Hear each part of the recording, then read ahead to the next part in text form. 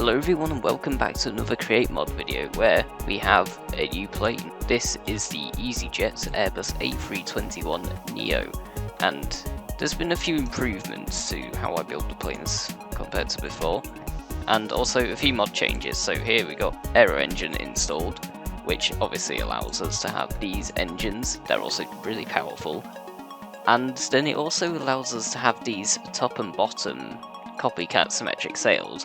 So not only does the wings look better visually, but you've also got a lot more customization when it comes to the thickness, and we got an improved leading edge, and also this one's angled unlike the 737 MAX 8, which didn't have an angled leading edge. I said that there wasn't enough space, but there probably was in all fairness, but it's whatever now. And also the trailing edge is angled as well, and on the horizontal stabilizer we have the angle. I did think about adding an angle to this, but I'm not quite sure how to do it, and there's not really that much space around here to do it, so I might include it in other planes, but not in this one. Now obviously this has all the features as all my previous planes. It's got all the lights on, that sort of thing, working landing gear, obviously can fly. And yeah, let's check the inside now. So, like before, based on a real plane. And I chose this one mostly because I was wanted to be a bit lazy with delivery, and I didn't want to somehow write Neo on the side here, because it looks a bit hard, and here on delivery it's already pushing it a bit with what I can get away with the text. You know, it's whatever though. It still looks like an easyJet plane from afar. So heading on in, we are in the aft galley here, and also we've got two toilets, which are comically small. You can barely fit in here. Got some jump seats here, and then we got the main passenger cabin here, with, you know, a slightly less cramped seating configuration.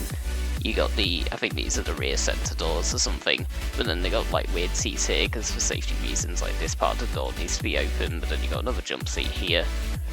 Heading further forward, and you got the emergency exit rows with a bit of extra leg room, and then further forward at the nose we got another big galley, another bathroom over here, which is also comically small, jump seat, that sort of thing. Then we got the cockpit in here. We also have the pilot's goggle thing, pilot's helmet, I think that's what it's called, in here. And underneath we have to have quite a big counterweight. We've got the retractable nose gear here. We have the ground turning. I've got a slightly different system here. So with the Aero Engine mod, you can, similar to taking bleed air, essentially you can just take a rotational output from the engine, and you can do that for both. This gives me about 16,000 stress units, which is actually quite a lot, and obviously that's more than enough to power all of the aircraft systems that isn't the engine, because obviously that's 16,000 stress units on top of the engine, you know, powering itself.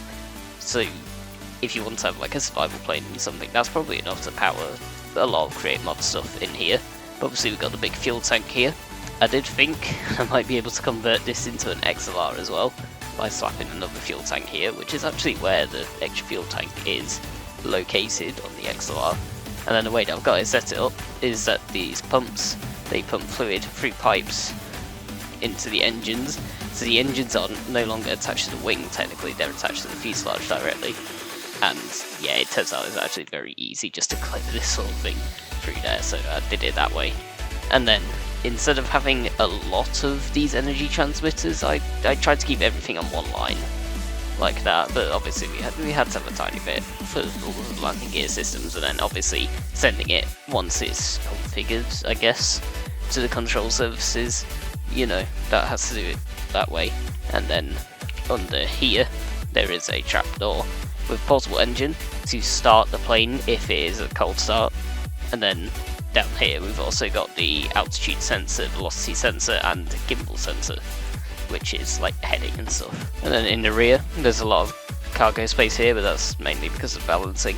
And then here we got these hose connectors. So if you saw the last Nomad video, we used something similar in our land flattening machine where we could refuel it. Now obviously the plane isn't gonna like taxi up to a station or whatever, it will have a fuel truck come over. It'll probably reverse into here. In real life, it would connect a fuel hose to somewhere around here on the wing, but obviously, you know, you have to take some liberties. So there's a copycat trapdoor here, which means that with a wrench, because this isn't a magnet one, so it doesn't automatically connect, but with a wrench you can wrench this one here, and then when we have a fuel truck, wrench the part on the fuel truck, and then that connects them, and you can start transferring fuel, so that's how you refuel the plane. Because I realised that all my other planes are not survival friendly for refueling, which might be something I'll look into, or I just have as features from now on. Alright, setting the time to night, we can come in and give it a little test flight. So, like before, we have all of the lights. We got the navigation, beacon, and strobe lights, and on an Airbus, the strobe lights are like a double flash, as you can see there. And the engines, you can turn on individually, so start engine 1, start engine 2, like that. And then you can accelerate. Now, this plane is kind of weird. It has a lot of rolling resistance on the ground, so we're travelling at about 20 meters per second, but as soon as I pitch up enough for the wheels to leave the ground, like here, we are flying a lot. Also, that's a 777. I'll get back to that in a minute. We're flying a lot faster now, and this thing has some insane performance. So let's retract the landing gear, stows nice and neatly, like that. It's got a very clean underside. I do like the look of this plane. I think I did a fairly good job of keeping the surfaces smooth and that. This plane flies really well, actually.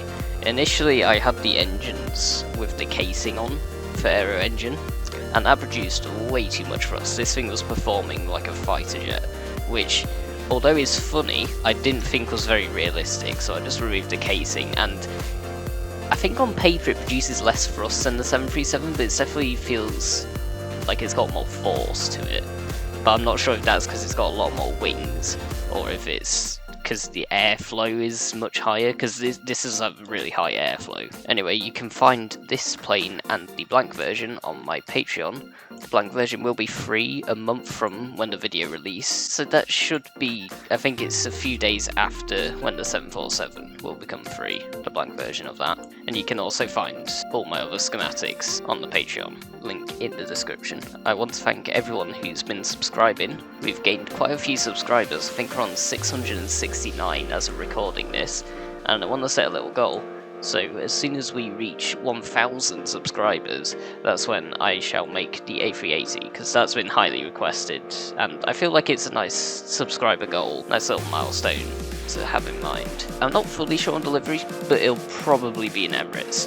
Although if you think I should do a different livery, and if enough people ask for it, obviously, you know, you can comment in the comments. You could also comment other plane and livery suggestions if you fancy.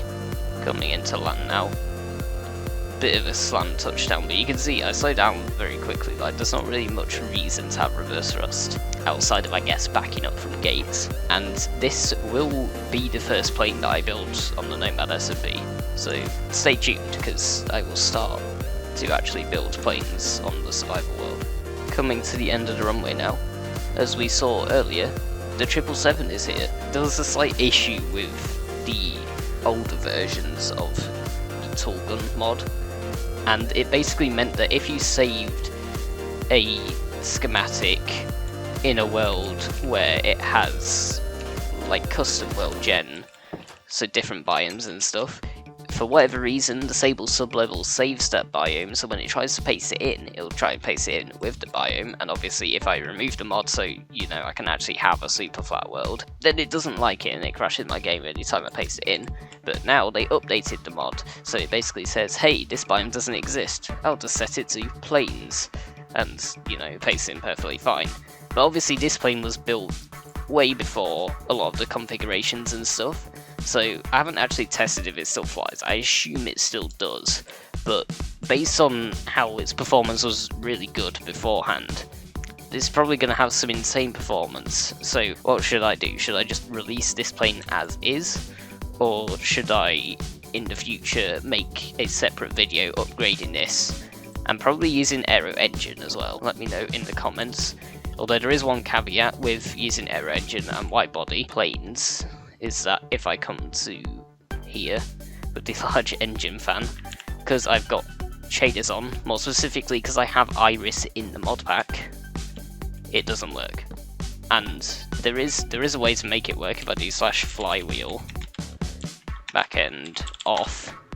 Yeah, now I can see it, but now I've got much more limited performance, and on sub-levels, these bearings, they like to disappear, which, you know, I don't want both, and the only other option is obviously uninstalling Iris, but then, you know, that removes colored lighting, and I haven't quite found the workaround yet, so I do want this, and if I can't find a workaround, I'll just try and make the game look as good as possible without shaders, because these engines will look really cool, and I want all my planes to be similar. Like, you can put the aviation kerosene in all of them and it will work. But anyway, that will be all for this video. Thank you all very much for watching. Be sure to like and subscribe. Remember, at 1000 subscribers we will be building the Airbus A380. And be sure to check out my Patreon in the description, that's where you'll find all the schematics of these planes. And join the Discord server, there's been a bunch of great discussion, you can drop suggestions and stuff there, you have a little sneak peek at what I'm building currently. And yeah, it's a great time. So thank you all very much for watching, and I'll see you in the next video.